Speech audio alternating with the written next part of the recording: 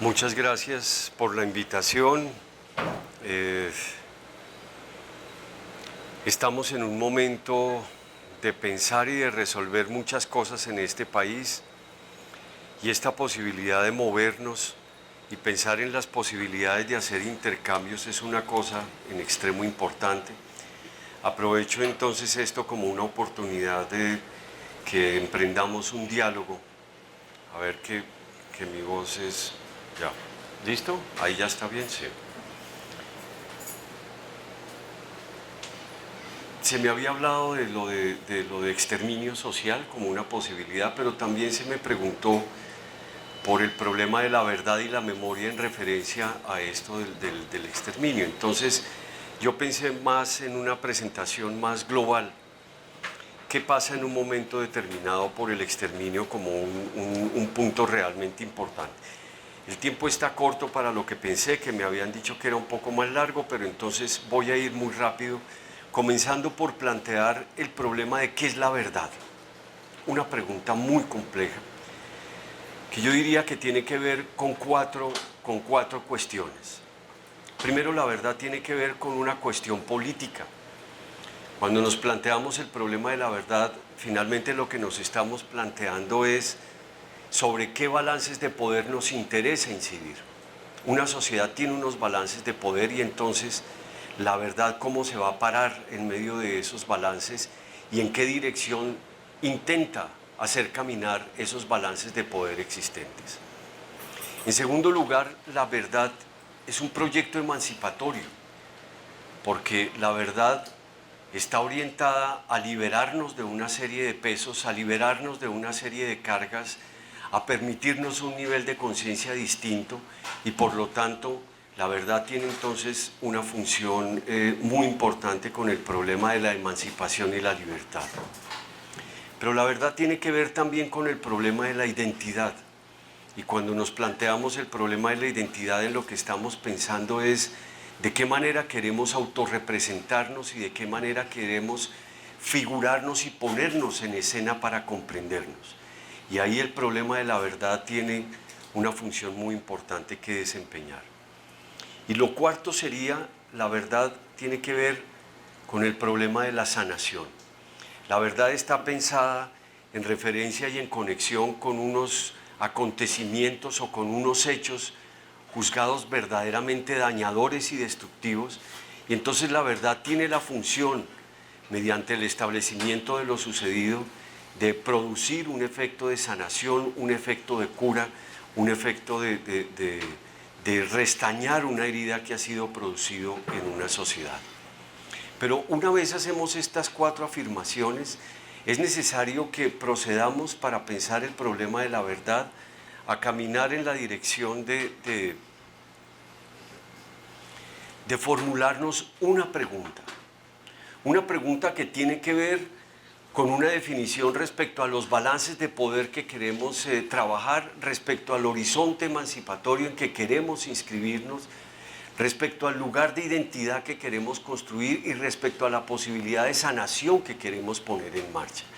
Pero es una pregunta que tiene que responder a esos cuatro puntos, pero al mismo tiempo tiene que ser una pregunta que esté instalada verdaderamente en el corazón de una sociedad, que sea una pregunta que en este momento sea capaz de conducir una preocupación colectiva, una preocupación ciudadana mayoritaria.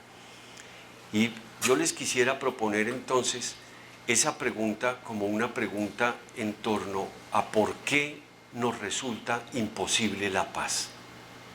¿Qué es lo que hay en el conflicto armado nuestro, en las maneras como tramitamos el conflicto, que ese conflicto armado pareciera estar revestido de una capacidad prodigiosa de reciclarse? Se recicla una y otra vez, una y otra vez, una y otra vez. Pese a los muchos intentos de construir la paz que tenemos en el más largo plazo, que ahora les voy a hablar de eso, la experiencia colectiva termina siendo una experiencia en que no importa lo que se haya hecho con la paz podemos verla como una paz escalonada en que se han ido logrando sucesivamente una serie de cosas, pero es una paz que a la postre tiene unas precariedades enormes en la medida en que no hemos logrado construir una paz estable y duradera. Nos preguntamos entonces, ¿qué es lo que tiene el conflicto colombiano? ¿Qué son las características que tiene el conflicto colombiano, que está dotado de esta prodigiosa capacidad de reciclamiento, al punto que acabamos de vivir una experiencia de construcción colectiva de la paz verdaderamente impresionante? Lo que pasó en este país en los 8 o 10 años anteriores es un movimiento de la sociedad de unas proporciones verdaderamente mayúsculas, es un movimiento del Estado, es un movimiento de los actores armados. Se construye una arquitectura de paz verdaderamente impresionante, solo comparable a la que se construyó en los años 60, que ahora vamos a hablar de eso, de qué significa estas fracturas en nuestra memoria colectiva con experiencias como la del Frente Nacional como experimento de paz. Pero en medio de todo este enorme esfuerzo, este esfuerzo verdaderamente ciclópeo que hicimos por construir la paz, y en este momento estamos otra vez metidos en un nuevo ciclo violento, estamos en una fase de un nuevo ciclo violento. Y entonces quizás la pregunta que se hace el ciudadano en el intento de explicarse los acontecimientos en marcha es: ¿por qué no lo logramos? ¿Por qué no es posible esto? ¿Qué es lo que nos pasa que no podemos alcanzar la paz? ¿Qué es lo que pasa que estamos otra vez en un conflicto armado? ¿Qué es lo que pasa que están matando los líderes y las lideresas sociales? ¿Qué es lo que se esconde detrás de esto, de un país que, si lo vemos de la manera más compleja, fíjense ustedes que nosotros nos hemos transformado del país rural, del país agrario, del país premoderno, esa es una palabra muy compleja, pero utilicémoslo de una manera descriptiva, de ese país que era Colombia en los años 40 y en los años 50, cuando comienza este ciclo de la violencia contemporánea, y nos hemos transformado de ese país de los años 40 a los años 50 al país que somos hoy en la globalización, en medio de los pasos enormes que se han dado en la construcción del Estado, en la construcción de la sociedad, en la formación de la nación, en la modernización del país, en la transformación económica, en la transformación de los actores políticos.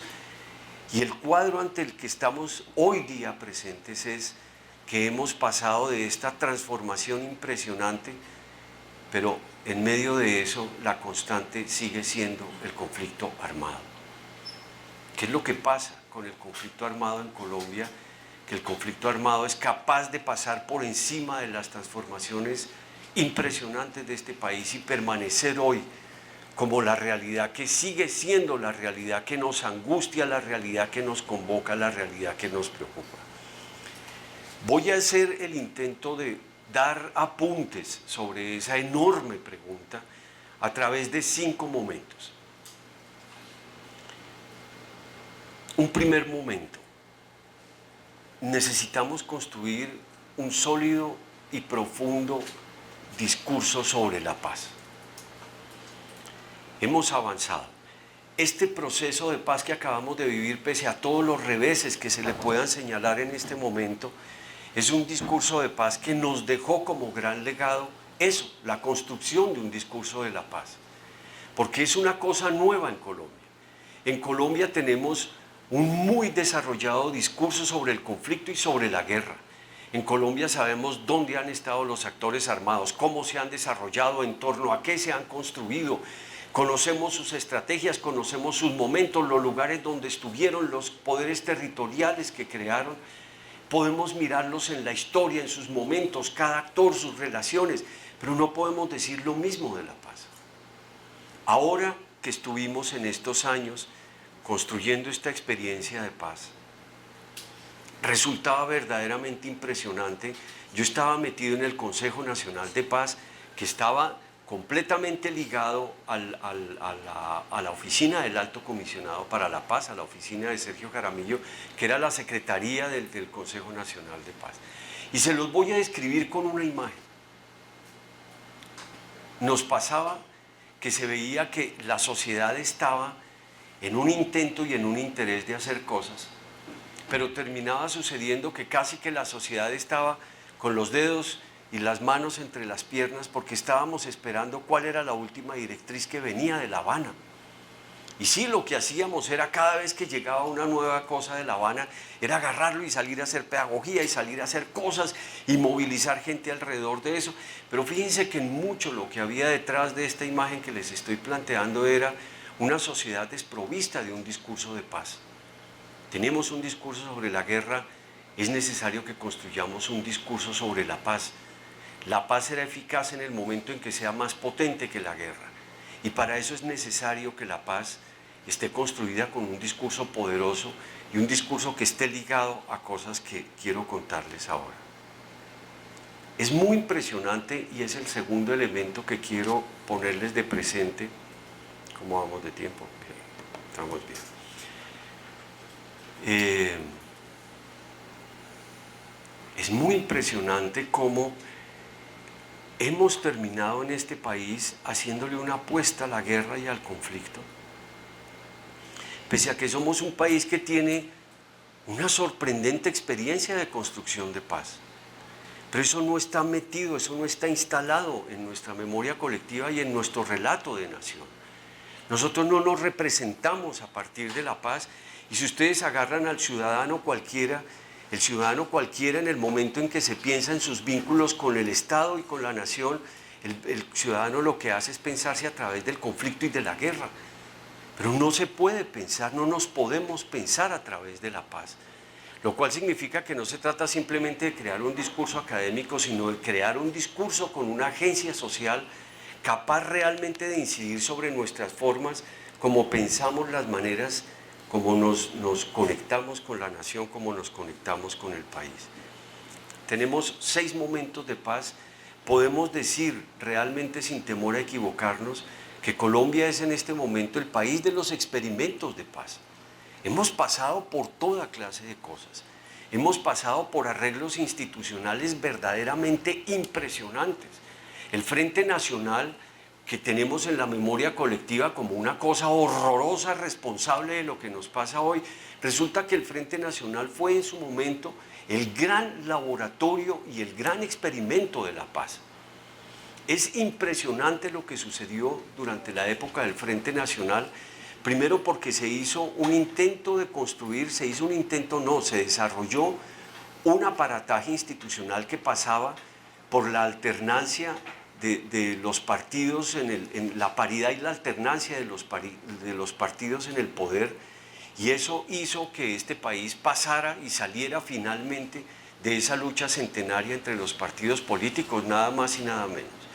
Es cierto que el arreglo era absolutamente cerrado, que era excluyente, que era una confiscación democrática de una profundidad sin precedentes. Eso es absolutamente cierto.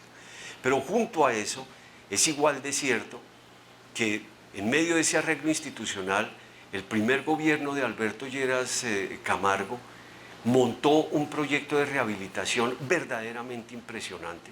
Es un proyecto de rehabilitación que no fue simplemente un enunciado estatal, sino que verdaderamente, mirando las proporciones del gasto público en ese momento, el proyecto de rehabilitación era una cosa muy importante. Sucedió que comenzó a ser perseguido y atacado por todos lados, que es uno de los contextos en los que tenemos que comenzar a ver las precariedades de la paz en nuestro país. Pero ese proyecto de rehabilitación comenzó a ser atacado por muchos lados, al punto que el gobierno en ese momento entendió que esto del proyecto de rehabilitación había que pararlo. Fíjense que estuvo en boga realmente como 3 o 4 años no más, y después lo que se hizo fue montar el proyecto de la reforma agraria. Hubo un gran proyecto de reforma agraria en los años 60, que hay que evaluarlo y hay que mirar qué pasó con eso, porque hoy estamos ante un proyecto de reforma, 70 años, 60 años después estamos en lo mismo, y en este momento nos estamos preguntando qué quedó de la reforma agraria en el Acuerdo de La Habana. Pero volvemos otra vez a este punto del Frente Nacional para no desviarnos. Y resulta que hubo un programa de rehabilitación, un proyecto de rehabilitación, hubo una reforma agraria, pero igualmente hubo jueces de paz, nada parecido a la JEP, ni mucho menos, pero hubo unos jueces de paz que estuvieron encargados de dirimir problemas de conflictos por la tierra, porque en ese momento también estaba en las miras de la preocupación colectiva el problema de los desplazamientos el problema de los cambios de tierras, de los despojos de tierras. Fíjense cómo estamos hablando de los mismos problemas hoy. 60 años después estamos plantados todavía frente a los mismos problemas. Hoy estamos ante los problemas de desplazamiento y despojos de tierra como estaba este país en los años 60. ¿Qué es entonces lo que pasa en nuestro país? Volvemos a nuestra pregunta, que este ciclo se repite. En los años 60 hubo una, no se llamó así, una comisión de la verdad, pero hubo una comisión nacional de investigación de las causas presentes de la violencia, se llamó en ese momento, que fue una comisión de paz. Fue el antecedente del libro de la violencia en Colombia, porque se propuso, su tarea en ese momento fue, frente a esa violencia tan impresionante, frente a esa violencia, a ese horror de la violencia de mediados de siglo, que es muy impresionante, pero tan impresionante como nuestra violencia de hoy, la gente tenía la preocupación por tratar de entender qué era lo que había pasado. Y la comisión emprendió esa tarea, que luego remató en el libro de la violencia en Colombia, luego de que intervino la Nacional, en fin. Pero lo primero es, fíjense, tenemos unos años 60 con un gran proyecto de paz, con una gran arquitectura para la paz. Tenemos luego los años 70, en que no hay propiamente un proyecto de paz como sí lo podemos encontrar en otros momentos, pero sería muy interesante que estudiáramos la segunda mitad de los años 60 y los años 70, porque es el momento en que el país conoce los indicadores de homicidio y de conflicto más bajos de los últimos años. Ahora los estamos medio volviendo a alcanzar, pero algo pasa en esa época que hace que en este país el conflicto baje, y pasa por cosas tan complejas que sería lo interesante de mirar en esa época, que hay una gran turbulencia social y política en los años 60 y 70. Los años 60 son la década de la turbulencia en el universo, porque esto no es en Colombia, esto es en todos lados. Estamos en la época de Vietnam, del asesinato de un presidente de los Estados Unidos, Kennedy. Estamos en la época de la gran explosión cultural de los años 60, en unas resistencias impresionantes detrás de la cortina de hierro. En fin, en Colombia estamos viviendo también una cosa muy fuerte, que pasa entre otras cosas porque Carlos Lleras Restrepo monta un proyecto de desarrollo nacional sobre el desarrollo agrario, crea la ANUC y moviliza a los campesinos. Los estudiantes tienen la gran expresión en los años 70, y en medio de esta gran turbulencia social y política, el país tiene los indicadores más bajos. Tenemos que pensar qué pasó en ese momento, y tenemos que pensarlo porque eso nos da cuenta tanto de qué es lo que pasa, que en medio de la turbulencia baja esto, pero también qué es lo que pasa que hace que luego venga la violencia. Hay que mirarlo como en la doble perspectiva. Luego vienen los años 80, comenzamos con Belisario Betancur, el gran diálogo nacional, tristemente rematado en el Palacio de Justicia. Luego viene Barco, que es un personaje muy complejo y muy desconocido, pero que tiene un proyecto de gobierno muy impresionante. Eso de Barco es una cosa que nos toca mirar con mucho más detalle. El hombre hace una serie de procesos que permiten después que entre el M19, luego el PRT, el Quintín Lama, en fin, los 5 grupos que vienen después, la corriente de renovación socialista, la fracción del EP. Después viene nada más y nada menos que la constituyente. La constituyente, acuérdense, quienes vivimos esa época, que tenemos el pelo blanquito, la esperanza que le pusimos a la constituyente, por favor, esperábamos que esa construcción de una nueva carta de navegación, que había sido construida con la participación de tantas fuerzas sociales y políticas, nos permitiera construir el norte que nos posibilitara salir de ese momento tan impresionante que fue la segunda década de los 80. Para las personas jóvenes que les tocó vivir eso muy chiquito, la segunda década de los 80 es más o menos la segunda década de los 40. Son los 2 momentos de las crisis de este país más impresionantes. Y entonces veníamos de la segunda mitad de la década de los 80, de la guerra con el narcotráfico, del crecimiento del paramilitarismo, del asesinato de la UP, y esperábamos que la constituyente nos liberara de eso. Y entonces, ¿qué pasa con ese proceso que cierra, además, 10 años de búsqueda de la paz en Colombia, sobre el criterio que había que remover las causas objetivas de la violencia, y hay intentos en esa dirección. En el gobierno de Barcos se monta el PNR, que es la inversión social más impresionante que se ha hecho en este país de manera masiva, y sin embargo eso tampoco resulta, fíjense. Bueno, después de esto vamos al Caguán, que ni lo mencionamos porque ahí no se construye nada. Eso, el Caguán lo único que nos produjo fue unos desastres impresionantes. Curiosamente, la gente habla muy mal de Pastrana, y yo digo que Pastrana hizo la movida maestra más impresionante, porque eso del Caguán fue una movida maestra muy impresionante que terminó golpeando las posibilidades de la paz de una forma muy fuerte. Pero luego viene Uribe, y la seguridad democrática es un proyecto de paz por la guerra, y negocia con los paramilitares. Y después vamos a La Habana, y fíjense que en medio de esto lo que podemos recoger es una cosa realmente impresionante. En la mitad están proyectos de reforma política, la descentralización administrativa que la constituyente profundiza. Hay intentos de reforma política después de la Constitución muy importantes. En fin, otra vez, ¿qué pasa? Que pese a esta sorprendente maquinaria de la paz que se ha ido montando en este país con tanto esfuerzo, volvemos otra vez a caer en el conflicto y en la guerra. ¿Qué es lo que sucede? Es lo que nos queda ahí frente a todos estos experimentos de paz. Tercero, ¿cómo vamos de tiempo? Dios, estamos colgadísimos. Hijos, no, terrible, pero bueno, hasta donde alcancemos, ¿vale? Bueno, la afirmación que sigue es la siguiente. Pensar lo que pasa hoy supone salirnos del conflicto armado. Salirnos del conflicto armado significa pensar que pese a todas sus dificultades, el conflicto armado se ha ido adelgazando y ha ido perdiendo densidad. La desmovilización de las FARC es el punto de alguna manera terminal del conflicto armado, con lo que no quiero decir que lo que estamos viviendo haya que despreciarlo y minusvalorarlo, no, de ninguna manera. Lo que estamos viviendo es muy complejo.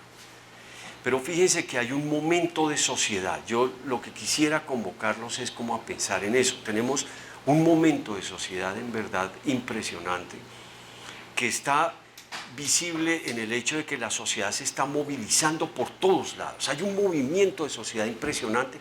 El proceso de paz que acabamos de vivir tiene muchas dificultades, ya lo dije, pero en medio de eso fíjense que produjo un movimiento de sociedad verdaderamente brutal.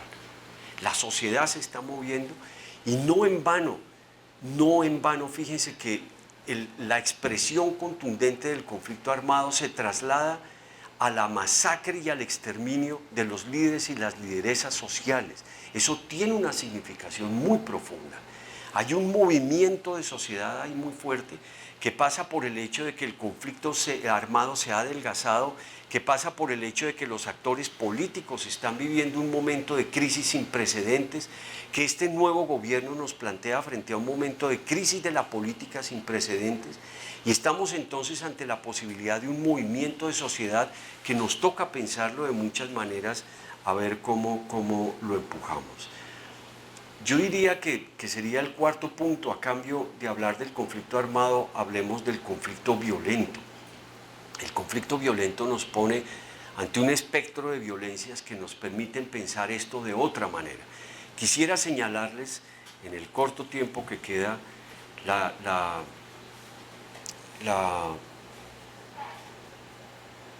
importancia que cobra la ciudad. Porque la ciudad no es, no podemos seguir viendo la ciudad como la medellinización de las ciudades. Entonces buscamos en la ciudad si se medellinizó o no se medellinizó. Entonces hay que sacar la ciudad a convertirla en un escenario con una identidad, con un rigor y una particularidad muy grande. Porque en la ciudad suceden unos conflictos de otra naturaleza. En el trabajo que hemos hecho hemos mostrado la manera como el conflicto armado llegó a las ciudades, en todos los casos de manera mediada. Se los voy a montar solamente sobre una imagen. Fíjense que en ninguna ciudad del país, conocimos algunos conatos que se habían producido en algunos lados, pero en ninguna ciudad del país llegó a suceder que los actores armados montaran un dominio territorial como el que montaban en los sectores rurales. En parte eso está producido por el hecho de que su inserción urbana era frágil, en parte porque no tenían los recursos para hacerlo, en parte porque tenían una visión del poder muy centrada en lo territorial, en lo rural. Pero el resultado viene a ser que incluso en Medellín la intervención, la llegada, el arribo del conflicto armado se hizo con la mediación de los actores propios de la ciudad. Y lo importante para pensar esto que les he propuesto como momento de sociedad, lo importante de esto es pensar la especificidad, la naturaleza singular de las violencias del urbano, cuya violencia emblemática viene a ser justamente el exterminio social. No podemos hablar más de la mal llamada limpieza social. La palabra limpieza social tiene que desaparecer de nuestro vocabulario y a cambio de eso tenemos que hablar del exterminio social, porque eso es nombrar su verdadera naturaleza. El fenómeno perturbador e inquietante que está detrás de esto del exterminio social, finalmente, ante lo que nos pone de presente es en la manera como una vez entramos a la ciudad, donde se produce más de la mitad de los homicidios nacionales. Eso es muy importante. Estamos hablando del escenario que produce más violencias en el país, que obedece a otras violencias, que tiene características distintas y que el exterminio social nos lo revela de una manera impresionante en la medida en que cuando hacemos un acercamiento a estas violencias e intentamos pensarlas a las violencias de la calle, tenemos la gran dificultad que ahí no tenemos el atajo de los actores armados. Como en Colombia ha terminado sucediendo que nuestras categorías de representación del conflicto se reducen al conflicto armado. Si nosotros vamos a pensar el conflicto violento, si no lo pensamos a través del conflicto armado, no podemos entenderlo. Si no lo politizamos de inmediato, no podemos entenderlo.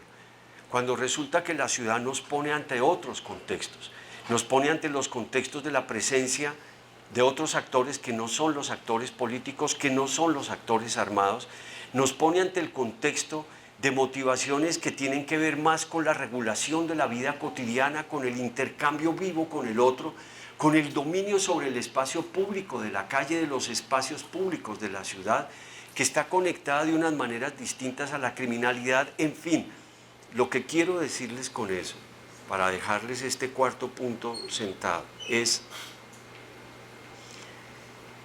tenemos que movernos a una visión de conflicto violento, sería la propuesta, y al pensar el conflicto violento tenemos que pensar las violencias de otra forma, porque haciendo un estudio en varios lugares de Latinoamérica,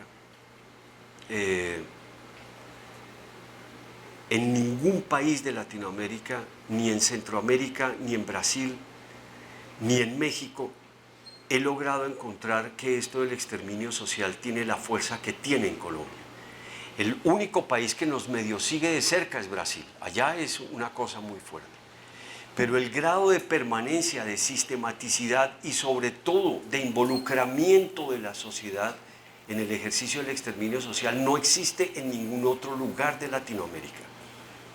Todo lo cual nos deja plantada la inquietante pregunta de más allá del conflicto violento y de la guerra, en dónde está inscrita la violencia, el ejercicio de la violencia en la construcción de nuestra experiencia colectiva como país y como nación. ¿Dónde está parada la violencia? No lo resolvemos pensando el conflicto armado, eso nos da una pista, pero más allá de eso toca pensar esto más. Y finalmente, ya para terminar, ya estamos sobre el tiempo, ¿cierto? ¿Cuánto nos queda? Tiene 8 minutos. Eso es un montón.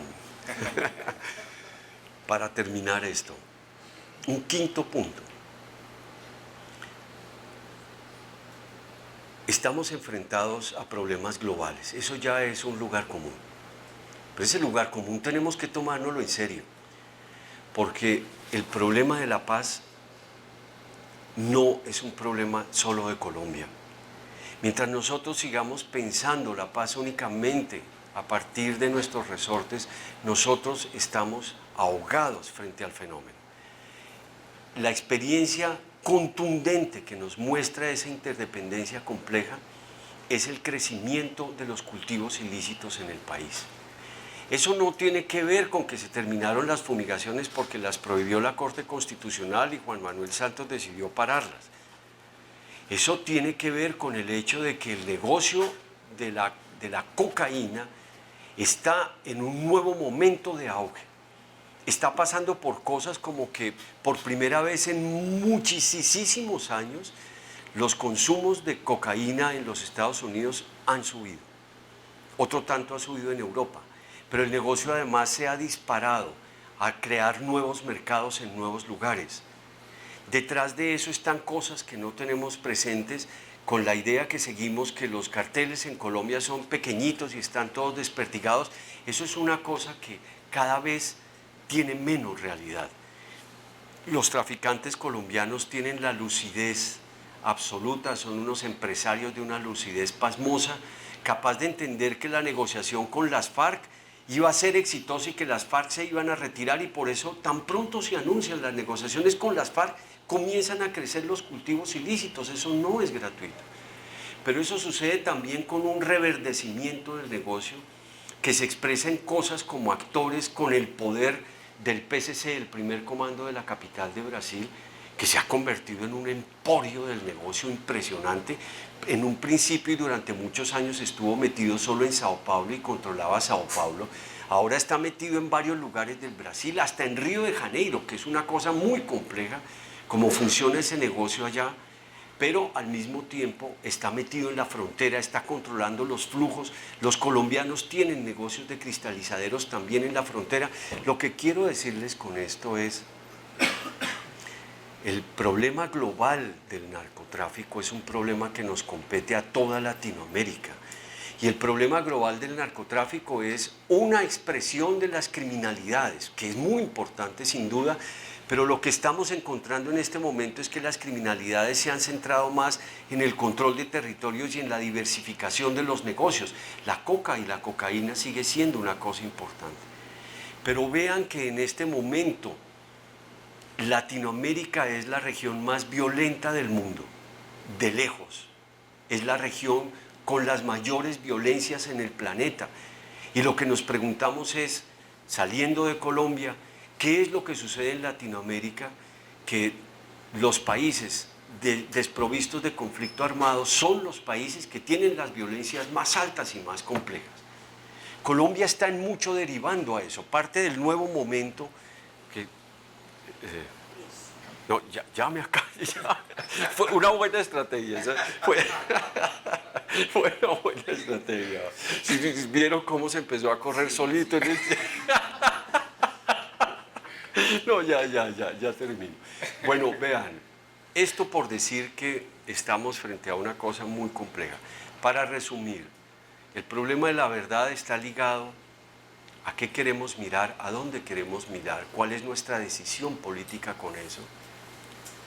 Y una decisión política con eso pasa por plantearnos las preguntas que son las preguntas realmente sentidas, para pensar qué implica esa pregunta en muchos niveles. Yo les he propuesto 5, pero eso tiene todavía muchas más arandelas. Bueno, muchas gracias.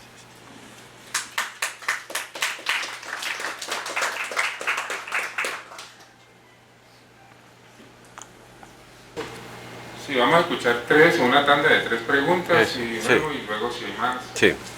Bien, profesor, antes que nada agradecerle mucho esa charla tan interesante que usted nos está dando.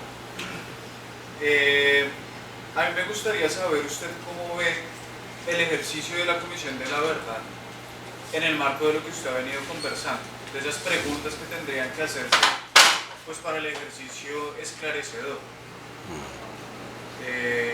Sí, me gustaría conocer su postura alrededor de eso. ¿Otra pregunta?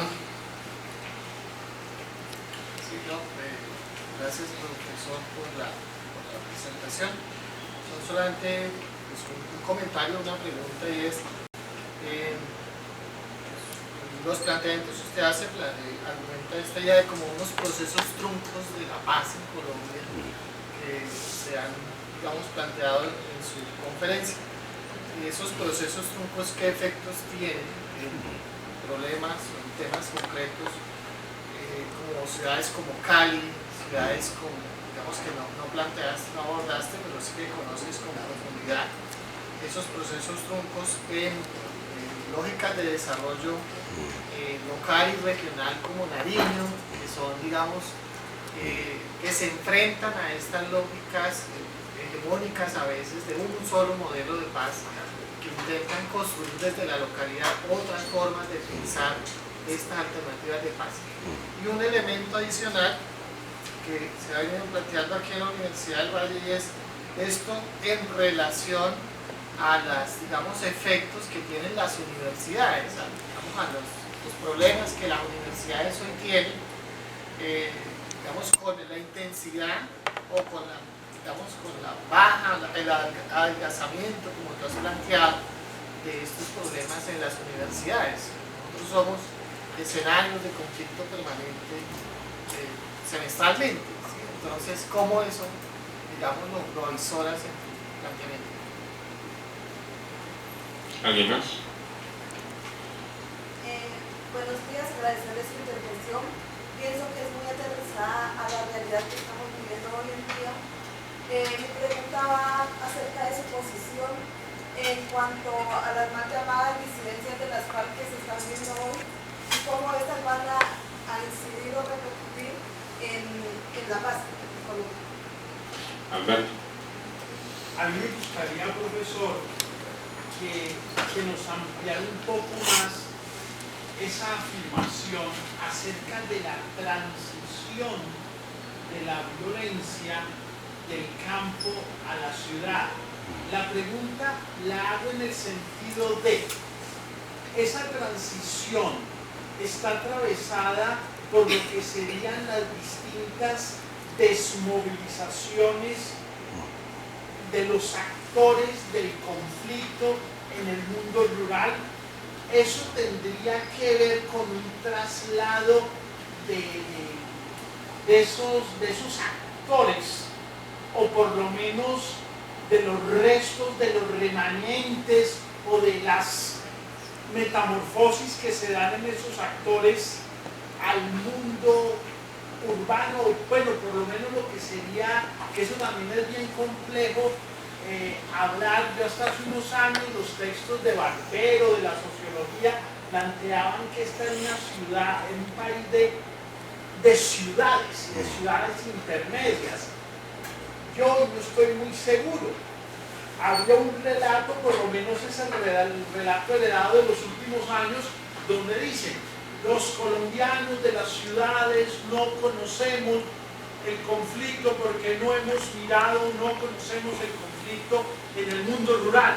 ¿Qué significa hablar de esa transición del urbano a lo rural hoy? Bueno, te hago la pregunta un poco como para ayudar el escenario. Muy bien, muy bien, muy bien, sí.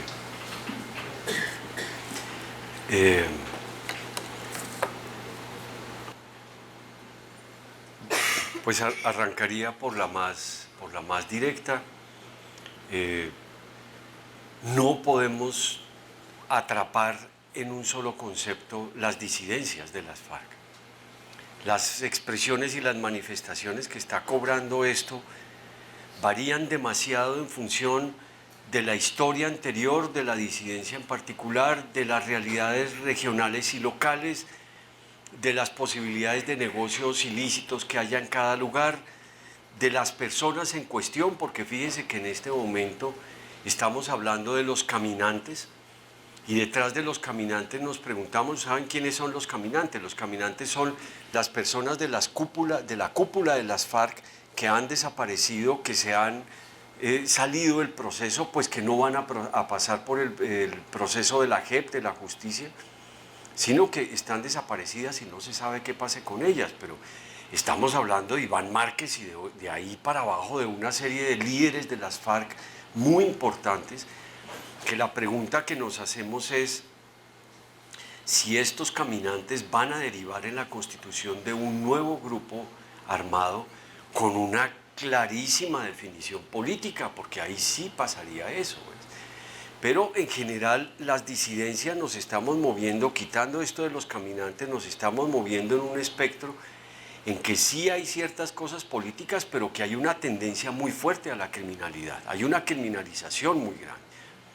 El conflicto violento en Colombia en este momento está derivando mucho a la situación en general que sucede en Latinoamérica. No hay conflicto armado, pero hay toda clase de actores violentos con poderes territoriales muy fuertes. Eso está pasando en Brasil, está pasando en México, está pasando en Centroamérica, está pasando en Venezuela, mucho menor está pasando con características distintas en Argentina, en Chile, pero eso está pasando en general en Latinoamérica. En Colombia tenemos la particularidad de un conflicto armado muy largo que hace que estos actores, aún desde la criminalidad, tengan rasgos políticos muy fuertes, como lo muestra el asesinato de los líderes y las lideresas, ¿ves? Pero ahí hay unas características, pero bueno, no podemos hablar en general de las disidencias como un solo cajón en que metemos a todo el mundo, porque ahí hay cosas muy fuertes, muy complejas que hay que mirar. Las precariedades de la paz, lo llamé así para hacer referencia a lo que tú decías. Yo diría que una manera muy importante de confrontar esto es que empecemos a mirar con mucha profundidad las maneras como la sociedad ha creado toda clase de intentos y de esfuerzos por contener la guerra, por distanciarse de la guerra, porque esto lo encontramos en todos lados. Ustedes en este momento van al sitio que sea en este país y se encuentran siempre una efervescencia impresionante de sociedad, que siempre estamos enfrentados al problema el problema que tenemos es cómo articular voluntades de mayor nivel en estas situaciones, porque hay un movimiento de la sociedad impresionante, pero lo que no podemos es articular, ¿no? Lo que nos encontramos además son movimientos muy coyunturales que desaparecen muy rápido, a los que les falta profundidad en el tiempo y por lo tanto construcción de proyecto político, pero hay una cosa de la sociedad muy fuerte y entonces haríamos muy bien en dedicarnos a estudiar la paz desde ese punto de vista. Eso sería muy interesante, porque fíjense que cuando dije en la intervención que se trata como de agarrar el discurso y de ponerlo de cabeza significa quitarle la prioridad y el protagonismo al conflicto armado y pensar entonces esto más desde sociedad. Y un lugar posible para pensar esto de sociedad, desde sociedad, es eso, es que miremos las fuerzas que se han movido en esta sociedad, porque eso sería además el camino para pensar, que es una cosa que no les dije, pero que para mí es extremadamente importante. ¿Cómo pensamos la paz de otra manera? Y la paz es un problema de balances de poder. Lo que hace un proyecto de paz es incidir sobre los balances de poder en la dirección de modificarlo en tal o cual sentido, ¿no? Lo que pensaríamos ahora que puede ser una visión de paz es una visión de paz que toque una reconstrucción, una reconsideración, un realinderamiento de los balances de poder en la dirección de la sociedad. Que la sociedad sea capaz realmente de tener una presencia pública, que la sociedad sea capaz de reconstruir lo público, que es nuestro problema, es parte de nuestro problema central. Y esa tarea la ha tenido el Estado y los políticos y no han podido hacerlo, entonces, bueno, quizás llegó el momento en que la sociedad lo haga. Estas cosas, para entrar en la última pregunta, la Comisión de la Verdad está como en el camino de encontrar sus lugares, de hallar sus fuerzas, de definir qué son las cosas que va a trabajar, cómo las va a trabajar. Está en ese proceso. La comisión es una experiencia muy difícil de montar. Necesitamos rodear y apoyar la experiencia de la Comisión de la Verdad. Eso, todo el apoyo tenemos que darle a la Comisión de la Verdad y esperar pues que terminen de encontrar el camino. Para entrar finalmente en tu última pregunta, que es una pregunta muy gorda y muy gruesa. Mira, la afirmación sería en la segunda mitad de los años 80, pero también incluso en los años 90, la ciudad puso más homicidios que el conflicto armado y que los poblados. Eso es impresionante. Estamos hablando del momento en que la guerra se escala. Tengan presente que la guerra sufre un escalamiento impresionante entre el 94 y el 2001. Todos los indicadores del conflicto armado suben. Además, todos los indicadores de los desplazamientos, de los despojos, de los homicidios, de las torturas, de las desapariciones, todo entre el 94 y el 2001 sube de una manera impresionante. Y aún en ese contexto, la ciudad coloca más homicidios que el resto de poblados, lo hemos llamado en los trabajos que hemos hecho, ¿no? ¿De qué nos habla esto? Nos habla de una singularidad de la ciudad. La ciudad tiene una violencia propia que no pasa por el conflicto armado. Hay efectos del conflicto armado que pasan porque los desplazados, los reinsertados, los reincorporados tienen grandes presencias en la ciudad y eso produce localmente unos efectos muy fuertes. Sobre todo en Bogotá y en Medellín se han trabajado distintas maneras como de tratar con el problema de las reinserciones de los desmovilizados, pero con creces más allá de esas situaciones y de los desplazados, la ciudad tiene unas violencias propias, que son unas violencias que tenemos que entender porque otra vez ahí es donde vive el 80% de la población y donde se producen más de la mitad de los homicidios nacionales. Si no entendemos la ciudad, estamos siempre frente a una paz recortada. En la ciudad hay que reivindicar el derecho de la ciudad a la paz, porque una paz estable y duradera es una paz que se tiene que construir en el campo por una deuda histórica que tiene este país con el campesinado y con los sectores rurales, pero tiene que ser también una paz de la ciudad capaz de recomponer y de reconfigurar esos tantos e infinitos escenarios de violencia que en ciudades como Cali o Medellín cobran unas proporciones verdaderamente impresionantes. Sí, bueno. ¿Hay otra pregunta? Profesora Raquel. Profesor Mario, es preocupante que estamos en una etapa política de elección a representaciones en los alcaldes y gobernadores, en los discursos que se han escuchado, particularmente en Cali, yo diría que en general en el país, el tema de la paz no se toca, el tema de la paz no se habla. Requerimos de una gran pedagogía y la clase política tiene un papel fundamental en este proceso. ¿Cuál es su lectura de esta invisibilizar la palabra paz, invisibilizar la palabra conflicto dentro de las propuestas gubernamentales que se hacen? ¿Sí? Creo que históricamente nosotros como país, como región, en particular en el Valle del Cauca, no podemos soslayar cierto esos discursos. Creo que es una exigencia de los gobernantes que quieren llegar. Incluso desde la academia misma vemos universidades que no tocan nunca lo que es la paz.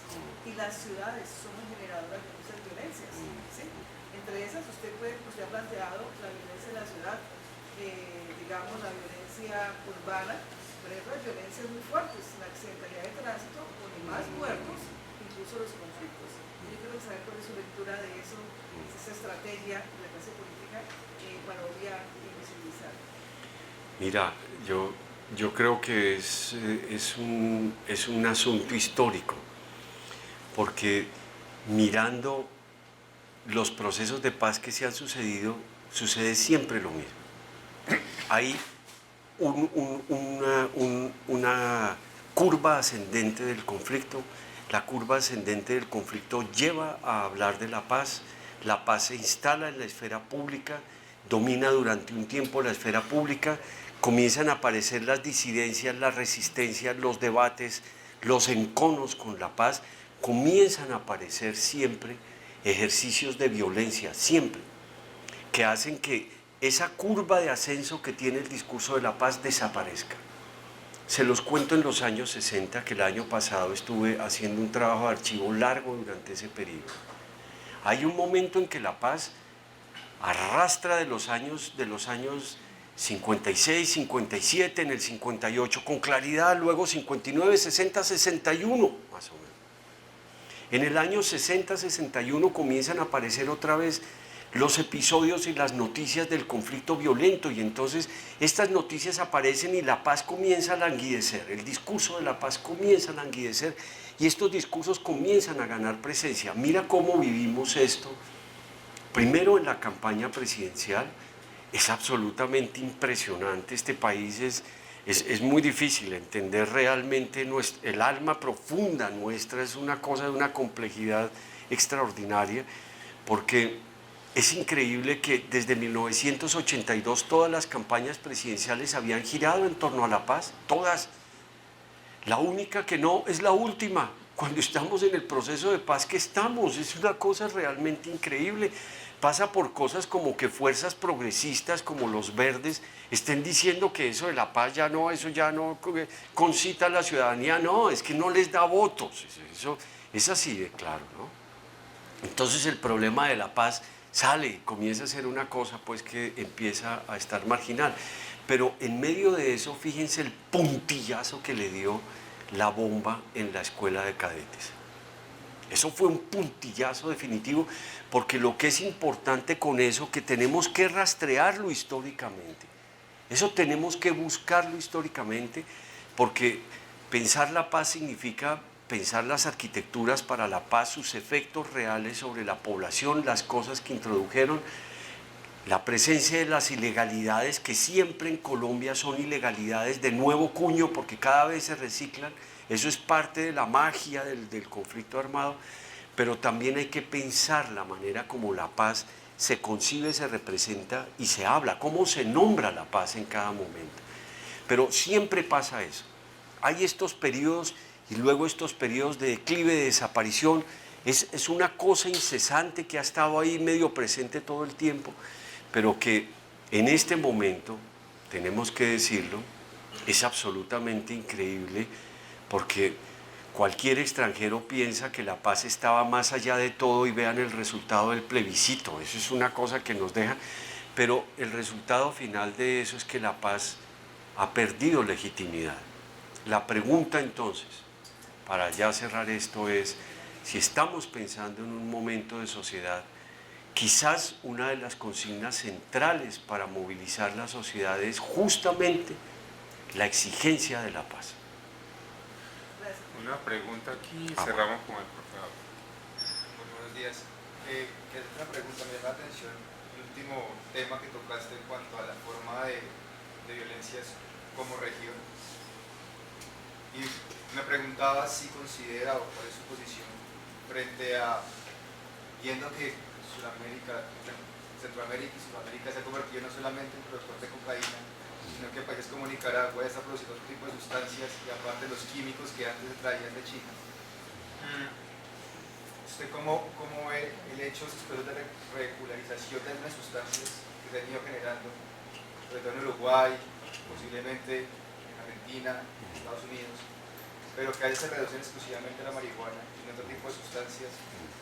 Ese sería un paso inicial para poder pensar en esa idea de país que está hablando. Realmente hemos hablado que el narcotráfico siempre ha sido un motor fuerte de la violencia. ¿Considera usted que el hecho de pensar en una regularización real que vaya más allá exclusivamente de la marihuana puede ser un primer paso para pensarse en otros procesos que de pronto nos han tocado? Bueno, en primer lugar, gracias por esta panorámica tan motivadora. Tal vez sobre el último punto que plantea Raquel, yo tengo pues un matiz y una entrada un poco distinta y conecta con lo que tú has dicho. Voy a mencionar una experiencia que algunos conocen. En los años 90, con el proceso de paz que tú hiciste referencia, aquí en Cali arrancó un programa que luego se volvió piloto, en el que trabajamos un grupo de docentes de la universidad, Gustavo Derrú, Germán Cobo, Alberto Alzate, mi persona. Montamos lo que se llamó el primer programa de desarrollo, seguridad y paz, que fue un programa local para abordar el tema del conflicto, de la violencia urbana, pero muy conectada con el momento político de la paz en ese instante. Y fíjate que ese programa luego se multiplicó, se replicó en Medellín, en Bogotá, que fueron más lejos que Cali realmente. ¿Sí? Un poco lo de Mocus, bueno, lo que hizo Medellín sucesivamente. Y en el contexto actual, digamos, no se conoce mucho, pero nosotros estamos trabajando la idea de los empoderamientos pacifistas, un poco en el enfoque que tú estás trabajando, que lo hemos llamado también el giro epistemológico, es decir, mirar más el tema de paz. Entonces, por ejemplo, el Departamento del Valle construyó un modelo de gestión de paz y otros departamentos lo han hecho y otros municipios. Lo que pasa es que el ruido del conflicto, el ruido de la guerra no deja ver, de la continuidad de las violencias no deja ver eso. Pero tú lo señalaste, hay primero un empoderamiento pacifista de grupos sociales, pero también institucionalmente. Sí. Institucionalmente. Sí, sí, sí. Yo creo, en dirección a lo que dice Raquel, que lo que pasa es que la campaña no ha arrancado, en firme no ha arrancado. Acuérdate que apenas el domingo se inscribieron los candidatos, la campaña no ha arrancado. Entonces va a ser muy interesante seguir eso que tú señalas. ¿Qué tanto lugar va a tener este tema en el debate? Y es probable que en algunas regiones el tema vaya a ser muy, muy discutido, porque es donde está lo que tú decías, Nariño, Cauca, Córdoba. Bueno, hay sitios donde claramente, digamos, la incidencia de todos estos coletazos es muy clara. Pero, digamos, cierro para señalar que es muy importante tu llamado cuando haces esa panorámica y dices, mire todo lo que se ha ido construyendo, ¿sí? En términos de arquitectura, de experiencias de paz. Lo que pasa es que nosotros seguimos mirando mucho la guerra y el conflicto. Correcto. Y una de las tareas que tenemos como universidad y nosotros lo estamos planteando con el proyecto del instituto, es enfocarnos más en descubrir, digamos, esas dinámicas de empoderamiento pacifista y de ensayo-error. Por eso hablamos también un poco de paz imperfecta. Sí, esta es una paz muy imperfecta, pero es mejor que la guerra perfecta que proponen algunos, ¿no? Digamos, y gracias por meternos en esa historia que nos ayuda a pensar. Total. Para irnos al panel. Sí. Lo último es una inquietud que me queda dando vueltas a lo que dijo. Inquietud de orden histórico y conceptual, tampoco es que se vaya a resolver aquí, acerca de las contradicciones que implica pensar el Frente Nacional.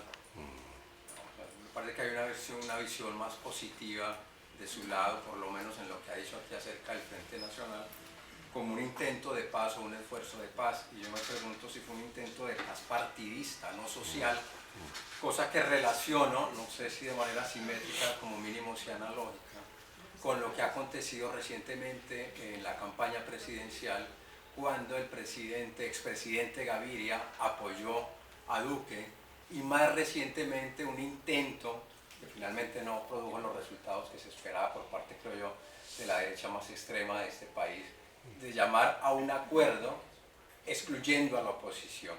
¿Sí? No los llamó, no los tuvo en cuenta. Entonces me llama la atención esa afirmación suya, porque se da en el contexto de considerar que la paz es un asunto de balances de poder, diríamos de reparto, de distribución, y el Frente Nacional justamente fue un desbalance, en mi opinión. Si hubo balance, fue un balance partidista para resolver justamente lo que habían creado los dirigentes de los partidos.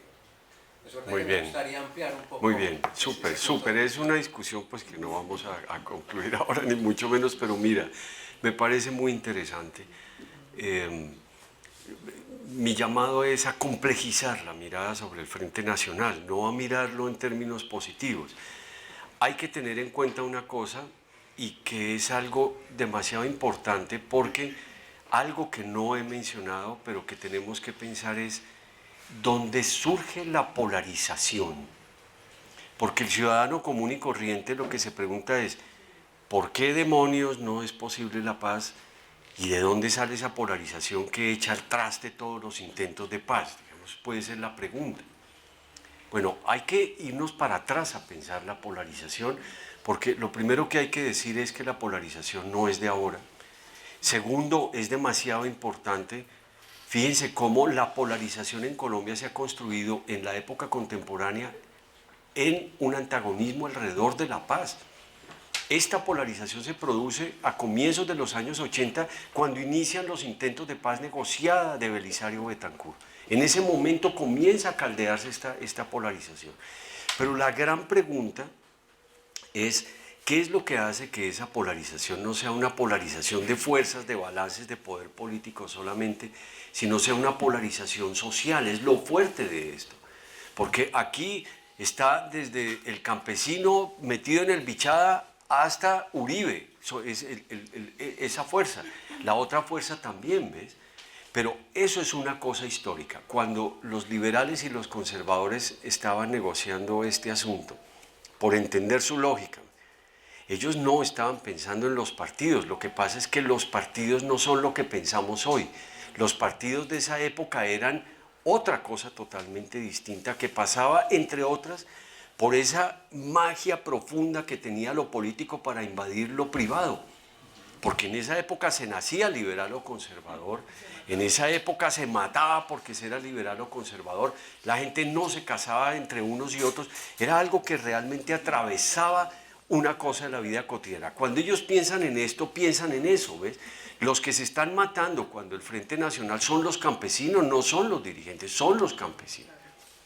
Siempre está inscrita la imposibilidad del Frente Nacional para ver el país profundo que había detrás de eso. ¿Qué es lo que tenemos que preguntarnos ahora? Es un proyecto de paz, ¿qué país profundo tiene que mirar?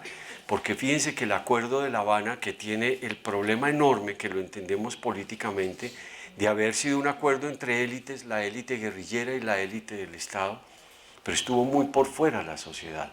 Hay algo de esta paz que no leyó la sociedad, eso tenemos que pensarlo también. No podemos tampoco seguir sosteniendo el Acuerdo de La Habana per secula seculorum, hay que mirar también cuáles son las limitaciones de esto. Entonces, fíjate, ahí hay una cosa más compleja que tenemos que hablar luego. Ya lo último para cerrar lo tuyo. Enfrentamos un negocio global de unas proporciones y un poder inconmensurable. El negocio de la cocaína sigue siendo un problema importante. Eso no ha dejado de ser un problema importante. No solamente subieron los consumos en Estados Unidos un poco y en Europa, sino que además en este momento países como Brasil tienen los niveles de consumo que tenían los Estados Unidos desde siempre. Entonces ahí hay un problema muy complejo. Pero el problema se agrava más todavía en la medida en que ya no es la cocaína ese eje central, sino que esto está pasando por todas las metanfetaminas y por todos los químicos que se están produciendo en tantos lados, que complejiza el ajedrez de esto, porque nosotros seguimos siendo, Colombia es otra vez el gran productor de la cocaína mundial. En una época caímos mucho y Perú subió, porque es un fenómeno del efecto dominó de esto, pero otra vez Colombia subió y Perú bajó. Eso es una cosa absolutamente increíble. Pero ahora los centros de producción química de los psicoactivos están metidos en el primer mundo, por ejemplo. Entonces, esto nos plantea una situación totalmente distinta que hace que los actores criminales que crecieron muy a la sombra de la cocaína tengan ahora la posibilidad de diversificar sus negocios por todos lados. El comercio sexual, la trata de personas, las armas, es una cosa realmente increíble. Estamos verdaderamente frente a un problema mundial muy complejo. La paz en Colombia depende de sacar esto y mirarlo en otro sentido, de balances de poder, no lo digo balances en el sentido positivo, sino más el equilibrio de fuerzas gramsciano, ¿sí? Que es cuáles son las fuerzas ahí que están metidas, quitémosle sí la palabra balance que puede prestarse, el equilibrio de fuerzas, ¿no? Que es cómo están los equilibrios de fuerza, porque les cuento esta historia muy rápido. Naciones Unidas tiene cosas especiales, tuvo uno sobre las drogas hace 2 años, se hizo un esfuerzo enorme por constituir un bloque de poder latinoamericano para tener una incidencia real sobre esto, porque fíjense que nuestro problema no es la marihuana. Eso no representa realmente una cosa. Nuestro problema es la cocaína, es la coca. La única persona en el mundo que ha planteado eso, del poder establecido, es Juan Manuel Santos. Acuérdense que lo hizo en Londres, que se atrevió a mencionar esa cosa, porque fíjense que es otra vez, para que pensemos esto de otra manera, la paz, por qué cosas pasa que se nos resultan estos indescifrables tan complejos. La violencia en Colombia tiene un exceso y un no dicho, frente a la violencia y a nuestro conflicto estamos siempre frente a una conciencia abismada que no terminamos de dar cuenta que es. ¿Qué es lo que produjo esto? ¿Es una guerra? ¿Es el narcotráfico? ¿Es una sociedad rota? ¿Es los desequilibrios regionales? ¿Qué es lo que está detrás de esto? Pero lo mismo venimos pensando desde la violencia de mediados de siglo. Cualquier estudioso de la violencia de mediados de siglo piensa lo mismo. Esto fue una revancha terrateniente, fue un proyecto capitalista de reapropiación de la tierra, fue una insurgencia campesina sin límites. ¿Qué fue? Vivimos preguntándonos en eso. ¿Qué pasa? Porque pensemos que la paz desafortunadamente no es solo un problema nuestro, es un problema que tenemos que pensar como continente. Bueno, muchas gracias.